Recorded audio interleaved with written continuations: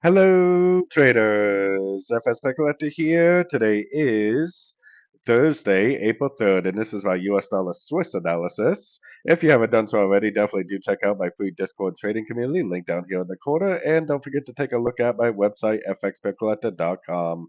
So yesterday was the US tariff news, and as you can see, the US dollar Swiss token is very, very negative. Huge push down on the dollar Swiss. One thing you have to keep in mind is, yes, I've been saying for a while that we could go up and break structure, but the trend has been down this whole time. The market did not tell us at all whatsoever on a higher roadmap time frames to start looking for shorts. I'd start looking for longs. The trend has been down this whole time on the daily. And once again, no matter if it's tariff news, scheduled news, Trump talking, Powell talking, no matter what it is, trading with the higher time frame trend is once again the most profitable, most reliable strategy.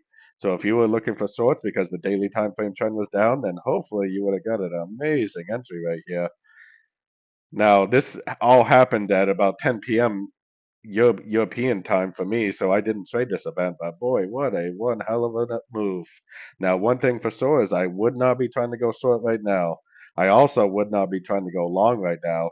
The only strategy right now is to be holding on to a short from up here, looking for an exit, or the strategy would be to be patiently waiting for a three-wave pullback to go short again. I definitely wouldn't recommend longs, and I definitely wouldn't recommend going short at the end of a big old giant push. I would have to see a pullback like this. I would have to see a nice Fibonacci bounce, three-way pullback to go short again for the continuation of this downtrend.